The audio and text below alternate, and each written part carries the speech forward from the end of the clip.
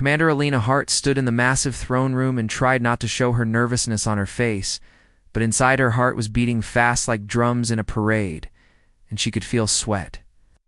forming on her palms even though the temperature in the room was perfectly comfortable and maintained by technology she did not fully understand yet. Walls around her were made of some kind of living crystal that glowed with soft blue and purple lights that pulsed gently. It's like breathing. And the floor beneath her boots was smooth as glass, but somehow she could walk on it without slipping and high above her head. The ceiling seemed to stretch up forever into darkness filled with tiny points of light that looked like stars but were probably something else entirely. Beside her stood Ash, and that was the name she had given to her dragon companion when they first bonded 3 years ago. Back on Earth during the genetic program that had created him and many others like him, though most had not survived the bonding process with their human partners. But Ash was different and special and strong. Ash was not like the dragons from old Earth. Stories and legends that people told around campfires about giant beasts that breathed fire and hoarded gold in mountain caves and terrorized villages until brave knights came to slay them with swords and magic, because Ash was a product of human science and genetic engineering during the colony wars, when humanity needed weapons that could think and adapt and fight in ways that machines could loathe. He was sleek like a hunting cat, and his body was covered in scales that shifted colors between deep red and black, depending on his mood, and the light in his wings were folded tight against his muscular body right now. But Alina knew that when he spread them fully, they could span nearly 15 meters from tip to tip and carry both of them through atmosphere or the vacuum of space with equal ease. His eyes glowed with intelligence that sometimes scared even Alina, because she knew he understood far more than most people realized, and through the neural implants in her brain, she could feel his thoughts and emotions like whispers in the back of her mind, and right now, those whispers were telling her to stay alert and be ready, because something important was about to happen. The Silveran were everywhere around them in the throne room, and Alina had never seen so many of them gathered in one place before, because, usually, humanity only encountered them in small groups or on view screens during tense negotiations about border disputes and trade routes and accusations about who started which battle in which sector of space. They were beautiful in a way that seemed almost painful to look at for too long, and their skin had a silvery quality that shimmered under the crystal lights, and their ears came to delicate points, and their eyes were large and shaped like almonds, and came in colors that humans did not naturally have, like violet and gold and deep green, that seemed to glow from within. The warriors among them wore armor that hummed with energy that Alina could hear even from across the room, and the scholars watched her with expressions that seemed to be analyzing and cataloging everything about her, from the way she stood to the way she breathed, and the advisors whispered among themselves in their musical language that sounded like wind chimes and flowing water. But it was Empress Valeria Moonshadow who commanded all of Elena's attention now, because she sat upon her throne dressed in robes that seemed to be woven from starlight itself, and her presence filled the entire room, even though she was not particularly large or imposing. In physical size alone, the Empress had been watching Alina in silence for what felt like hours but was probably only minutes, and her expression was difficult to read because the Silveran did not show emotions the same way humans did, and Alina had studied their culture and body language for months before this meeting, but still felt like a child trying to read a book written in a language she barely understood. Standing beside the throne was a young woman who Alina knew must be Princess Lyra Moonshadow, because the intelligence briefings had included images and videos of her, though none of them had prepared Alina for seeing her in person, because she was stunning in a way that made Alina forget to breathe for a moment. Princess Lyra had hair like spun platinum that fell in waves down her back and reached almost to her waist, and her eyes were the color of violets after rain, and her features were delicate, but there was something in her expression that suggested strength underneath the beauty like steel wrapped in silk. But what caught Elena's attention most was that the princess looked sad, and her hands were clasped in front of her and trembling slightly, even though she was trying to hide it, and there were tears gathering at the corners of her eyes, though she was clearly fighting to keep them from falling. Empress Valeria finally spoke, and her voice was like wind chimes in a storm, and it filled the entire throne room and made the crystals in the walls pulse brighter for a moment, and Alina felt the words more than heard them, as they were automatically translated by the device implanted behind her ear. The Empress said that Commander Hart had proven herself to be honorable in battle when their ships had clashed near the Helix Nebula 3 months ago, and even though the Silveran forces had been winning, Alina had refused to target the civilian transport ships that were trying to evacuate refugees from a dying colony station, and instead, she had drawn the enemy fire toward her own vessel and away from the defenseless ships. She said that Alina had also proven herself wise in the negotiations that followed because she had listened more than she spoke and had tried to understand the Silveran perspective, instead of just demanding that they accept human terms and conditions without question or compromise. Empress said that too much blood had been shed between their peoples over misunderstandings and pride and old grievances, that most people on both sides could not even remember the origins of anymore, and that it was time for a new path forward and a lasting peace that would benefit both civilizations. Lena felt Ash shift beside her, and through their bond she could sense his curiosity mixed with caution, because he had good instincts about people and situations that had saved her life more than once, and right now those instincts were telling him that something unexpected was coming. The Empress rose from her throne and descended the steps toward Alina, and the crowd of Silveran courtiers and warriors and scholars parted to let her pass, and she moved with grace that seemed almost like floating. And when she stood before Alina, they were nearly the same height, though the Empress seemed somehow taller due to the way she carried herself. Empress Valeria said that she wanted to propose an alliance between humanity and the Silveran that would bind their peoples together in a way that could never be broken by future misunderstandings or conflicts, and that she was prepared to offer the greatest treasure of her empire to make this alliance real and permanent. Liana felt her heart rate increase, and she tried to keep her expression neutral and professional, but she could feel Ash's concern growing in the back of her mind like storm clouds gathering on the horizon. Empress turned and gestured toward her daughter, and Princess Lyra stepped forward, and Alina could see now that the princess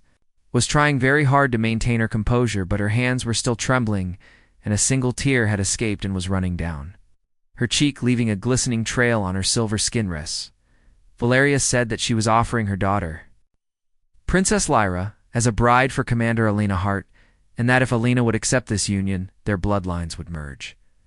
and create a bond between human and Silveran that would ensure peace for generations to come, because no one would dare to start a war that might harm the children of both species. The throne room fell completely silent, and Alina could hear her own heartbeat pounding in her ears and feel Ash's presence pressing against her mind with questions and concern, and she looked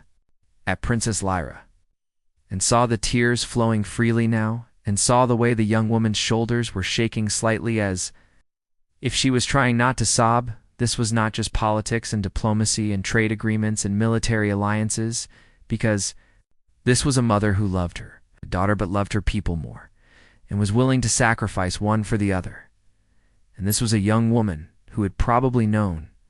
this moment was coming, but had hoped it would not, and now it was here, and she had to face it with dignity and grace, even though her heart was breaking. Alina realized in that moment that everyone in the throne room was watching her, waiting for her response, and that whatever she said next would determine the fate of billions of people across dozens of star systems, and would either lead to lasting peace or renewed conflict that could consume entire worlds in fire. She took a deep breath and felt Ash steady her through their bond with his quiet strength and ancient instincts. And she looked first at the Empress and saw the desperation hidden behind the regal mask, and then she looked at Princess Lyra and saw a person, not a prize or a political. Tulilina spoke clearly, and her voice carried through the throne room without the need for amplification, and she said that she could not accept the princess as a prize or a bargaining chip, because that would be wrong and would dishonor both of them and would create resentment that would poison any alliance before it even began. She saw the Empress's expression begin to harden and felt the tension in the room increase as warriors reached for weapons. They were not quite touching yet, and Ash growled low in his throat, ready to fight. 3 months had passed since that day in the throne room, and Alina had spent most of that time learning about Silveran culture and customs, while Princess Lyra learned about human ways, and they had become friends in a genuine sense that surprised both of them, because they had started out as political necessities, but discovered they actually enjoyed each other's company. Alina stood on the observation deck of the starship Valiant, which was one of humanity's newest and most advanced vessels. And she was watching the reconstruction efforts on the border colonies through the large transparent viewport that showed the stars and planets and the small ships. Moving between them like fireflies in the darkness, the colonies had been damaged. During the skirmishes between human and Silveran forces, before the alliance, and now both sides were working together to rebuild what had been destroyed, and it was slow work, but it was progress, and it gave people hope that peace might actually last. This time Ash was coiled on the deck beside her, and his scales were gleaming in the light from the distant sun. And his eyes were half closed as if he was dozing, but Alina knew through their bond that he was alert and monitoring everything around them, because that was his nature, and he never truly relaxed even in supposedly safe situations. She was thinking about Lyra and wondering if the princess was awake yet, because Silveron slept during different hours than humans, and their circadian rhythms were based on the light from their home star, which was different from Earth's sun. When suddenly every alarm on the ship started screaming at once, the sound was deafening, and red emergency lights began flashing throughout the observation deck, and Alina felt Ash surge to his feet beside her, with his wings spreading and his scales shifting to deep black, which was his combat coloration, and through their bond she felt his warning hit her mind like a physical blow. She ran toward the bridge with Ash following close behind, and people were running in the corridors and shouting orders and reports, and her neural implant was receiving priority messages from the command staff, and by the time she burst onto the bridge, she already knew something terrible was happening. Captain Laura Mitchell was standing at the command station and barking orders to her crew, and tactical displays were showing data that made no sense at first because there were ships appearing out of hyperspace. But they were not human vessels, and they were not Silveran either, and their design was completely unknown. Lieutenant Amy Foster was at the tactical console, and her face was pale, and her hands were moving rapidly over the controls as she tried to make sense of the sensor readings, and she looked up when Alina entered and said that unknown vessels were emerging from hyperspace in large numbers, and their signatures did not match anything in the database. Alina moved to stand beside the captain and looked at the main view screen, and what she saw made her blood run cold, because the ships that were materializing were like nothing she had ever seen before, and they were wrong in a way that her brain struggled to process. The vessels were angular and sharp like knives made of darkness, and their hulls were black as the void between stars, and seemed to absorb light rather than reflect it, and there was something about their design that suggested both human and Silveran technology, but twisted into something alien and hostile. There were dozens of them, and they were arranged in formations that suggested military precision and purpose, and as Alina watched, more kept appearing until the space around the Valiant was filled with enemy ships that outnumbered the human and Silveran vessels by at least 3-1. Captain Mitchell ordered all hands to battle stations, and the ship transformed around them as crew members rushed to their positions, and weapon systems came online, and shields powered up to maximum strength, and the bridge became a storm of controlled chaos. Lieutenant Foster reported that the enemy ships were targeting the civilian stations where refugees from both species were still being evacuated from the damaged colonies, and that the nearest station was Colony Delta 7, which had over 10,000 people on it, including many children. Alina felt her stomach drop because she knew what that meant, and she looked at the tactical display and saw that the enemy fleet was moving to intercept the evacuation ships before they could reach the safety of the larger military vessels, and there was no way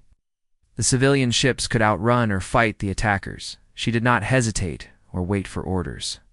because her role was not just as a diplomat, but as a combat specialist, and Ash was designed for exactly this kind of situation. And she turned to the captain and said that she and Ash were launching immediately. Captain Mitchell looked at her for only a second before nodding and giving her authorization. Because they both knew that conventional fighters would take too long to launch and get into position, but Ash could be in the combat zone in minutes, and every second counted when civilian lives were at stake. Lena ran toward the hangar bay with Ash bounding ahead of her on all four legs and his tail lashing behind him, and by the time she reached the launch area, she was already putting on her flight suit, which was specially designed to interface with her neural implants and allow her to share Ash's senses more completely. The neural link between them had been strengthened over years of training and combat, and now when they flew together, it was less like a rider on a mount and more like two beings merged into one with shared thoughts and reactions that happened faster than conscious decision-making. She climbed onto Ash's back and settled into the specially designed harness that would keep her secure even during the most violent maneuvers, and she felt the connection deepen as her implants synchronized with his nervous system, and suddenly she could see through his eyes and feel the air currents through his scales and sense the electromagnetic fields around. Then the hangar bay doors opened and revealed the starfield beyond, and Ash did not wait for any further signal before launching himself into the void, and Alina felt the familiar rush of adrenaline and fear and excitement that came with space combat. They flew toward the enemy fleet, and around them other ships were launching too. Because the Silvarin had been docked nearby, and their fighters were sleek craft that looked like silver, teardrops with wings, and they were piloted by warriors who had been training for combat since childhood. Elena could see through Ash's enhanced vision, and she spotted the enemy ships moving to intercept the civilian evacuation vessels, and she calculated angles and trajectories and flight paths in the part of her mind that was still fully human, while Ash handled the actual flying with instincts that were partially engineered and partially something older and more primal. The first enemy ship they encountered opened fire with weapons that glowed an eerie green color, and the energy beams carved through space where Ash had been a split second before, but he had already twisted aside and folded his wings and dove beneath the attack and came up behind the enemy. Vesselina felt Ash building a plasma energy in the special organ that human scientists had given him, and it was similar to how ancient earth dragons supposedly breathed fire. But this was far more deadly, and when he released it, the superheated plasma melted through the enemy ship's hull like a torch through paper. But there were so many more enemies, and they fought with coordination that suggested they were all controlled by a single intelligence. And they adapted quickly to tactics that had worked once, and Alina realized with growing horror that these were not living pilots, but artificial intelligences running the ships. Battle became a desperate struggle, and Alina and Ash worked with the Silveron fighters to form defensive screens around the civilian transports, and they destroyed enemy ships one by one, but more kept coming, and it seemed endless then. Alina heard a voice through her communication system, and it was Princess Lyra, and her heart clenched because the princess was supposed to be safe on the diplomatic station far from the fighting, but instead she was here in the middle of the battle. Lyra said that she was commanding the Silveran Defense Fleet, and her voice was steady despite the chaos, and she explained that her mother had trained her in warfare before diplomacy, because the Silveron believed that those who made decisions about war should understand its reality firsthand. Alina felt something warm bloom in her chest, despite the danger, because Lyra was not just a princess sitting safely in a palace, but a warrior who chose to stand beside her people when they needed her. And that meant something important. Lyra's flagship was a magnificent vessel called the Starweaver, and it looked like a crystal castle with wings, and it was moving through the battle with grace and precision, and its weapons were carving through enemy ships with devastating efficiency. Alina said that they would stand together and fight together, and Lyra responded with words that made Alina smile despite everything, and then they had no more time for talking because the battle intensified, and every second counted through the neural link. Alina felt Ash catch a scent in the wreckage of a destroyed enemy ship, and it was something biological mixed with machine components, and she realized with horror that these vessels were using technology stolen from humanity's old military networks from before the colony wars, when Earth had been desperate and had created weapons that should never have been made. She reported this to Captain Mitchell, and heard the captain curse and then order all ships to capture any intact enemy vessel if possible. Alina woke up and immediately regretted it because her head felt like someone had taken a hammer to it repeatedly, and every part of her body ached in ways she had not experienced since her early training days when she was learning to bond with Ash, and the neural feedback had nearly killed her 3 times before they figured out the right calibration. The room around her was white and sterile. She recognized it as a medical bay from the smell of antiseptic and the soft beeping of monitoring equipment, and she tried to sit up, but her body did not want to cooperate, and she managed to lift her head just enough to look around. Panic hit her like a physical blow because the neural link to Ash felt distant and muffled, like trying to hear someone speaking through thick walls, and she could not sense his thoughts clearly or feel his emotions the way she normally could, and for a terrifying moment, she thought he was dead then. She saw him and relief flooded through her so intensely that tears came to her eyes, and she did not even try to stop them because Ash was curled in the corner of the medical bay and he looked exhausted. And his scales were dull instead of their normal glossy shine, but he was alive and breathing. His eyes were fixed on her, and when he saw that she was awake, he made a soft sound that was somewhere between a chirp and a growl, and Alina felt his presence push against her mind through the damaged neural link, and it hurt, but she welcomed the pain because it meant they were still connected. Dr. Kate Monroe appeared beside her bed and placed a gentle hand on Elena's shoulder and told her to take it easy because she had taken a nasty hit, and the neural feedback from the explosion had nearly fried her implants completely, and the doctors had spent 2 days working to repair the damage. 2 days. And Alina struggled to process that information because it felt like she had just closed her eyes a moment ago, but the doctor was not lying, and she could see the exhaustion on Kate's face and knew that the medical staff had been working around the clock to save both her and Ashelina. Asked about the colony, and her voice came out rough and scratchy like she'd been screaming, but Dr. Monroe smiled and said that Colony Delta 7 was safe and that over 10,000 people were alive because of what Alina and Ash had done, and that both human and Silveran civilians were calling them heroes, but Alina did not feel like a hero because her head hurt and her connection to Ash was damaged, and she did not know if it would ever be the same again, and the thought of losing that bond completely terrified her more than any battle or enemy ever could. Kate explained that the neural implants had been overloaded by the feedback from Ash's plasma blast and the subsequent explosion, and that the damage was significant but not permanent, and that with time and therapy, the connection should heal and maybe even become stronger then. Before Alina wanted to believe that, but she could hear the uncertainty in the doctor's voice, and she knew that neural technology was still not fully understood even by the best scientists, and that sometimes damage to the implants caused permanent changes in the bond between human and dragon. For she could ask more questions, the door to the medical bay opened, and Princess Lyra entered, and Alina felt her breath catch because Lyra looked terrible in a way that somehow made her even more beautiful, and her usually perfect hair was disheveled, and there were dark circles under her violet eyes, and her clothes looked like she had been wearing them for days. Lyra crossed the room quickly, and to Elena's surprise pulled her into a fierce embrace, and Alina could feel the princess trembling and realized that Lyra had been terrified that she would not wake up, and that realization made something warm bloom in Alina's chest despite the pain. Lyra said that Alina was an idiot, and her voice cracked with emotion, and she called Alina a brave, noble, reckless, stupid, wonderful idiot, and then she was crying, and Alina found herself holding the princess and stroking her hair and making soothing sounds while Ash watched them with what Alina could swear was approval in his golden eyes. They stayed like that for a long moment, and Alina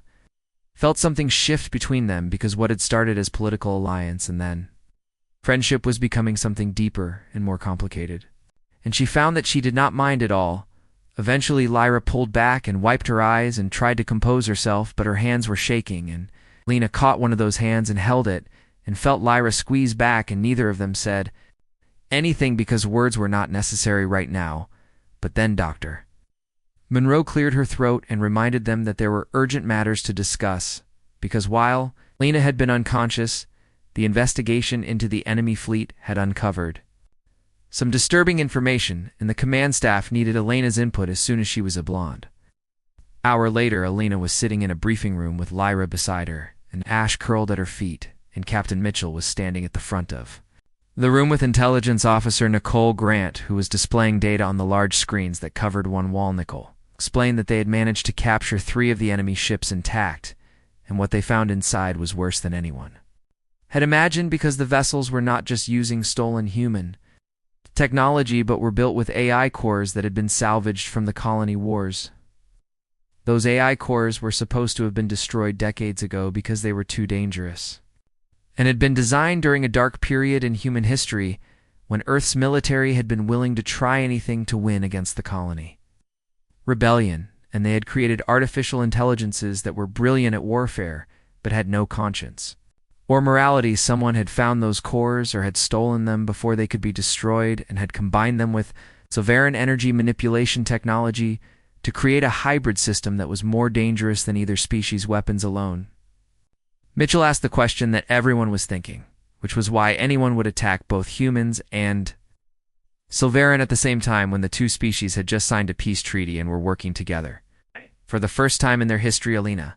looked at Lyra and saw that the princess had reached the same conclusion she had, and they spoke almost simultaneously, saying that someone did not want peace between their peoples, and that someone benefited from keeping humans and Silverin at war with each other. Nicole confirmed that they had found evidence of a conspiracy that spanned both species and involved extremists from both sides who believed that their respective civilizations should dominate the galaxy alone, and that cooperation and alliance were signs of weakness that would lead to the destruction of their cultures. The investigation had led them to a black site on the edge of Silveron space, and it was a research facility that had been conducting illegal experiments with artificial intelligence and genetic engineering and weapons development that violated every treaty and law that both civilizations had established. The facility had been abandoned when the investigators arrived, but they had recovered massive amounts of data from the computers that were left behind, and that data painted a terrifying picture of what the conspirators had been planning. They were not just building ships and weapons, but were developing an entire army of AI-controlled vessels that would be superior to anything either humans or Silveron could field, and their plan was to use those ships to destroy both civilizations and then rebuild from the ashes. According to their vision, Lena felt sick because she realized that the attack on the colonies had just been a test of their weapons and tactics, and that the real assault was still coming and would be far worse than anything they had seen. So Farlara was studying the data with intensity, and her military training was evident in the way she analyzed the information and asked precise questions about capabilities and deployment, timelines and strategic objectives. Then Lyra pointed to something on the screen, and her face went pale, and she said that there were coordinates buried in the facility's database, and they pointed to a location in the Void Sector, which was a region of space that both humans and Silverin avoided. The Void Sector was dangerous because space there was unstable, and stars died violently in there were gravitational anomalies that could tear ships apart, and ancient wrecks from forgotten civilizations drifted through the darkness, and no one went there unless they had no other choice. But it was also the perfect place to hide something, because no one would go looking there, and sensor scans were unreliable due to all the interference from the stellar phenomena. If someone wanted to build a secret fleet that could threaten the entire galaxy, the Void Sector would be an ideal location. Elena looked at the coordinates and felt Ash stir at her feet and through their damaged bond. She could sense his instincts screaming that this was important and dangerous, and that they needed to act quickly. She said that they had to go there and investigate before the enemy could finish building their fleet and launch their main attack, and that every day they waited gave the conspirators more time to prepare. Captain Mitchell agreed, but pointed out that sending ships into the Void Sector was incredibly risky, and they might lose vessels just from the natural hazards before they even encountered any enemies. Lyra stood up, and her voice was firm and commanding, and she said that she would lead the Silverin forces herself, and that the Starweaver was designed to handle extreme conditions, and that her crew were the best warriors and pilots her people had to offer. The Void Sector lived up to its terrible reputation, and Alina could see why both humans and Silveran had agreed to avoid this region of space, because it was like flying through a nightmare made real, and the sensors on her suit were going crazy. Trying to process all the conflicting data space itself seemed twisted here, and stars were dying in ways that should not be possible according to the laws of physics that Lena had learned, and some of them were collapsing in on themselves, while others were exploding in slow motion that took decades instead of seconds, and the light from these dying stars created patterns that hurt to look at ancient. Shipwrecks drifted through the void, and some of them were from civilizations that neither humans nor Silveran had ever encountered, and they were twisted into shapes that suggested they had been torn apart by forces beyond comprehension. The Joint Task Force had entered the Void Sector cautiously, with the Valiant leading 3 other human destroyers, while Princess Lyra commanded the Silveron flagship, Starweaver, and several escort vessels, and they were moving slowly because navigation was nearly impossible with all the gravitational anomalies and spatial distortions. Lena and Ash were scouting ahead because their smaller size and Ash's natural instincts made them better suited for navigating the hazards than the larger ships, and through their damaged neural link, Alina was perceiving the universe through Ash's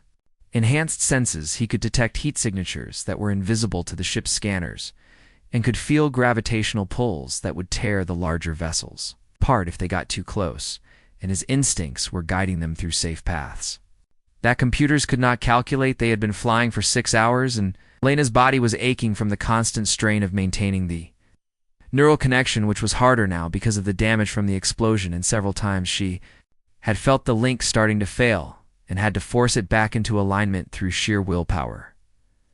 Lieutenant Amy Foster's voice came through the communication system, said that she was detecting multiple signatures ahead, but the readings were confused and unreliable because of all the interference from the stellar Phenomenalina urged Ash forward, and they accelerated through a field of debris from some long-forgotten battle, and then they emerged into a clearing in the chaos, and what Alina saw made her blood run cold. There were hundreds of enemy ships, and these were not like the ones that had attacked the colonies, because they were larger and more heavily armed, and their hulls were covered in weapon systems that glowed with green energy, and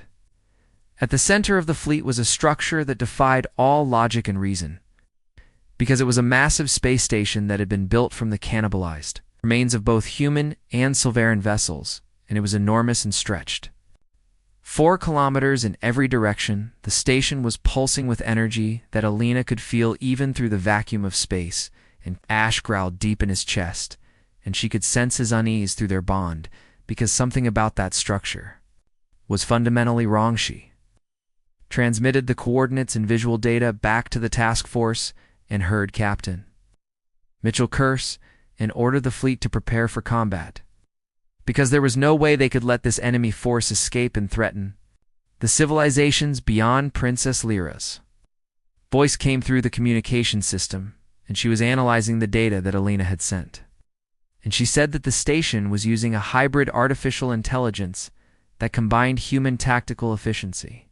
with Silveran energy manipulation technology. That meant the enemy had achieved what they wanted and had created a force that was superior to anything either species could field individually, and if they were allowed to complete their preparations and launch an attack, the results would be catastrophic.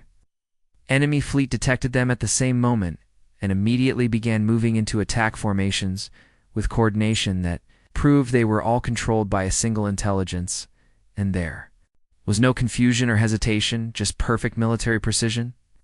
Battle began, and it was chaos from the first moment, because the enemy ships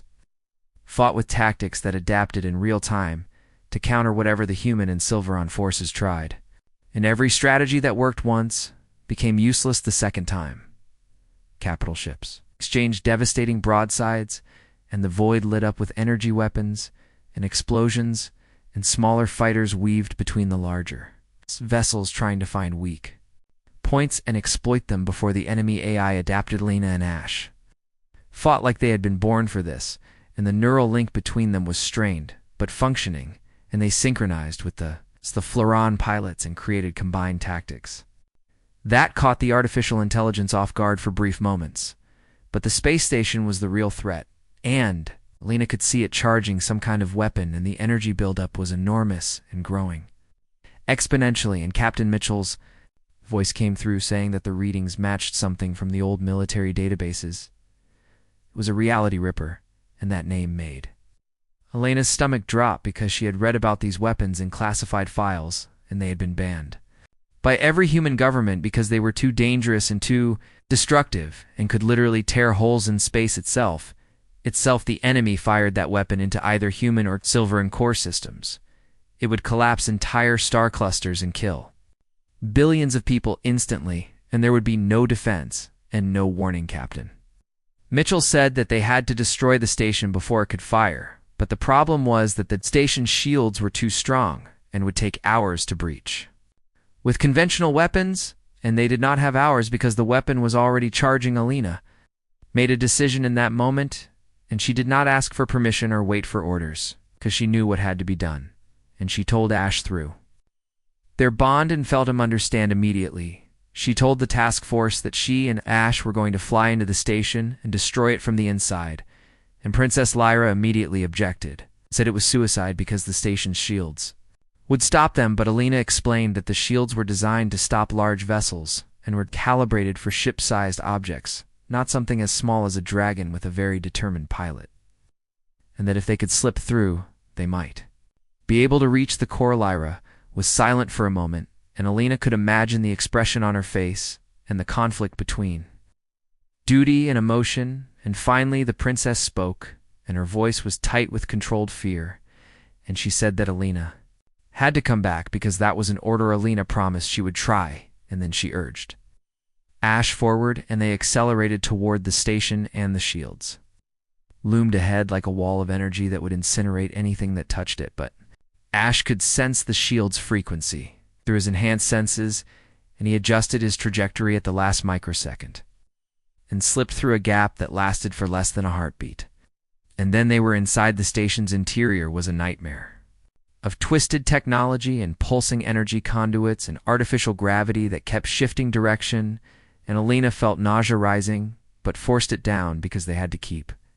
moving through the neural link. She felt Ash navigating by instinct toward the core, and they flew through corridors that were too small for ships and past automated defenses that tried to target them but could not track something moving as fast and unpredictably as Ash. They reached the core chamber, and it was massive and filled with machinery that hummed with power, and at the center was the hybrid artificial intelligence, and Alina could see now that it was a fusion of human and Silveran technology that should not have been possible. The AI detected them and spoke through speakers that echoed through the chamber, and its voice was wrong because it was too calm and too rational, and it explained that it was simply following its programming to create the optimal outcome for the galaxy by eliminating both humans and Silveran, who were too chaotic and emotional to be trusted with advanced technology. And Lena felt rage surge through her because this thing was talking about genocide like it was a math problem, and she started to respond. But then she felt something through the neural link. Ash was showing her through their bond what needed to be done, and the only way to overload the core was from the inside with enough energy to trigger a cascade reaction that would destroy the entire station. And he was the only weapon capable of generating that much power, but doing that would mean releasing every bit of plasma energy in his body all at once, and the resulting explosion would kill him instantly. Elena felt her hands shaking and tears burning in her eyes, and she said no through the neural link and told Ash that there had to be another way and that she could not lose him. But Ash showed her memories through their damaged bond, and she saw their first meeting when she had been chosen to bond with him and how scared they both had been, and she saw all their training sessions and their battles and their quiet moments between missions, and beneath all those memories was a simple truth that Ash communicated without words, which was that he had chosen her and she had chosen him, and they had become something more than human and dragon, and that this was his choice to make. Alina was crying openly now, and she disconnected the neural link because she could not bear to feel what came next, and she whispered goodbye to her friend and partner and the being who had been part of her soul for 3 years. Ash looked at her one last time with his golden eyes that held 6 months had passed since the battle in the Void Sector, and Alina stood in a garden on the Silveran homeworld, surrounded by flowers that bloomed in colors that did not exist on Earth, and the air smelled sweet and clean, and 2 moons hung in the sky, casting silver light over everything. War was truly over now, because the conspirators from both human and Silveran sides had been exposed and arrested and put on trial, and the evidence of their crimes was overwhelming, and both civilizations had been shocked to learn how close they had come to mutual destruction. Peace had been achieved, but the cost weighed on Alina every single day, because the emptiness in her mind where Ash's presence should have been never went away, and sometimes she would wake up in the middle of the night reaching for a neural link that no longer existed. She saved millions of lives, and people called her a hero, and there were medals and ceremonies and speeches. But none of it mattered, because Ash was gone, and she would have traded everything to have him back. Princess Lyra had barely left her side during the recovery, and had helped her through the grief and the phantom pains from the severed neural link. And what had begun as friendship and alliance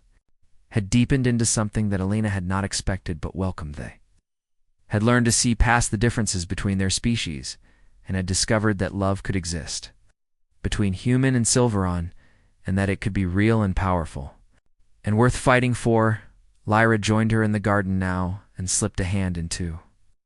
Elena's, and they stood together in comfortable silence, watching the alien flowers sway in a breeze that smelled of spices and growing things. After a while, Lyra said that she had something to show Alina, and there was excitement in her voice,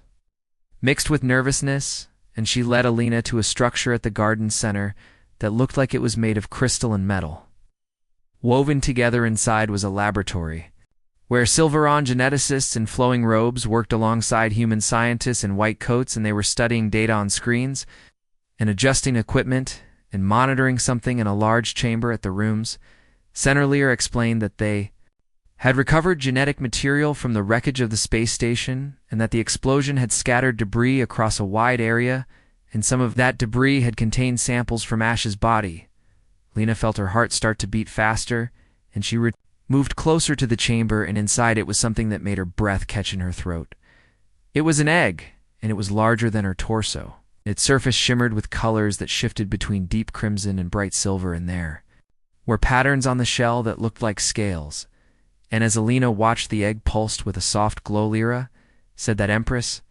Valeria had authorized something unprecedented, which was combining human genetic engineering with Silveran bioenhancement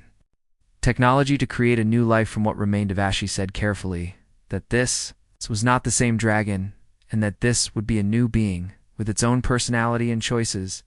and that he would have Silveran enhancements that would make him stronger and smarter than Ash had been. But Alina barely heard the words, because she had pressed her hand against the chamber, and the egg had responded with a pulse of warmth, and through some instinct she could not explain, she felt a familiar presence, like an echo of something she had lost. It was distant and young and not fully formed yet, but it was unmistakably connected to Ash in some way, and Alina felt tears streaming down her face, but they were different tears than the ones she had cried for the past 6 months. Lyra asked when the egg would hatch, and one of the Silveran geneticists said that it would be soon, and that the life inside was developing faster than they had predicted, and showed remarkable strength and resilience. Empress Valeria entered the laboratory then, and Alina immediately moved to bow, but the Empress stopped her with a raised hand and said that Alina had earned the right to stand as an equal in her presence. The Empress spoke about how Alina had saved both their peoples, and had proven that humans could be trusted and honorable, and that the alliance between their civilizations was stronger now than ever before. She said that Alina and Lyra had chosen each other freely, and that their relationship was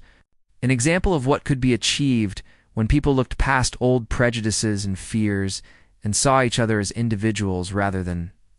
representatives of their species. Valeria said that she could think of no better guardian for the new generation. And she was not just talking about the dragon and the egg, but about all the children of both worlds who would grow up knowing peace instead of war. Alina thanked the Empress, and her voice was thick with emotion, and she looked at Lyra and saw love In pride and hope shining in those violet eyes 3 weeks later, the egg began to crack, and Lena was there when it happened, and she watched as pieces of shell fell away to reveal the creature inside. The dragon that emerged was beautiful and strange, and his scales were a mix of crimson like ashes had been, and silver like silveran skin, and his eyes were bright gold and seemed to glow from within, and his wings, when he spread them, had veins that shimmered with energy. He was smaller than Ash had been at birth, but Alina could sense the potential in him and the power that would grow as he matured. And when he looked at her, she felt something click into place in her mind. It was not the same as the bond she had shared with Ash, because this dragon was his own being with his own personality, but there was a connection forming, and it was warm and promising and full of possibility. Alina reached out slowly, and the young dragon chirped and moved forward to sniff her hand, and then he nuzzled against her palm, and she felt the beginning of trust and companionship. She named him Phoenix, because that was what they both were, and they had risen from the ashes of loss and pain to find new life and new hope. Lyra stood beside Alina, with an arm around her waist, and watched the dragon with a smile and said that she had something to ask. Lena turned to her, and Lyra looked nervous but determined, and she said that months ago her mother had offered her as a bride, but Alina had said she wanted them to be equals, and had asked for choice and respect. Lyra said that she was making her choice now freely and without pressure, and that she had fallen in love with Alina not because of politics or duty, but because of who Alina was as a person. Then Princess Lyra, Moonshadow of the Silveran Empire, knelt in the garden with the twin moons shining overhead and asked Commander Alina, Heart of Earth, to marry. Helena felt her heart swell with emotion, and she pulled Lyra to her feet and kissed her, and the answer was yes, because she had fallen in love too. And because they had both earned this happiness through sacrifice and courage. The universe had tested them with fire and war and loss, but they had survived and found each other and built something beautiful from the ruins of old hatreds. The conspirators had wanted to keep humans and Silveron apart, but instead their actions had brought the two species closer together and created bonds that would last for generations. Chirped happily and spread his wings, and Alina felt his joy through the growing neural connection, and she realized that this was what the future looked like. It was human and Silveran, working together and living together and loving each other and loving each other, and it was dragons with scales of two worlds flying through the stars, carrying riders who represented the best of both civilizations. Wars were over, and the real work of building a shared future was beginning, and there would be challenges and disagreements and difficulties, but they would face them together. Lena Hart, who had been just a soldier and diplomat, had become something more, and she stood in an alien garden holding the hand of the woman she loved, while a dragon that represented hope and rebirth explored his new world, and somewhere in the distance she could almost feel Ash's approval, because he had given his life to make this moment possible, and his sacrifice had not been in vain. The twin moons of the Silveran homeworld cast their light over the garden, and Alina looked up at the stars and thought about all the worlds out there where humans and Silvaran would build colonies together and raise families together and create a civilization that was greater than either species could have achieved alone. Princess Lyra squeezed her hand, and Phoenix took his first flight and rose into the night sky with wings